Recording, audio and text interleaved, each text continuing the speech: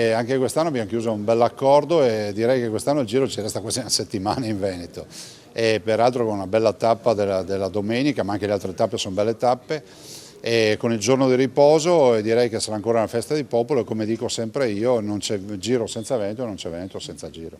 Sì, quest'anno ho voluto chiudere questo accordo con diciamo, un bel programma di tappe e fra l'altro anche con la giornata di pausa.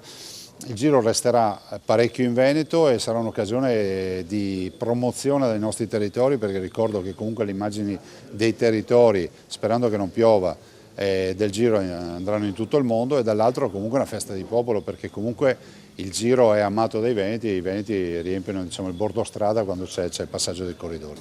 Quest'anno le tappe sono tutte belle, sicuramente ce n'è una di iconica che è il muro del Ca del Poggio che avrà forse se ci sarà una bella giornata 20-30 mila persone lungo un muro diciamo, di salita di neanche 1 chilometro.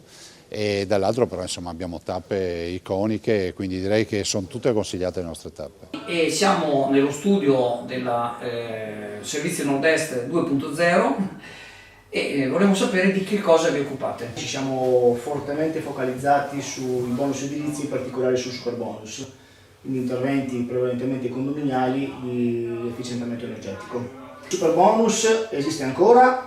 Fino al 31/12/2024 l'incentivo è stato ridotto al 70% e fino al 31/12/2025 è stato ridotto al 65%. Per maggiori informazioni su superbonus e agevolazioni fiscali per le ristrutturazioni edilizie, Servizi Nord-Est 2.0, via Bembo, Sottomarina di Chioggia, Venezia.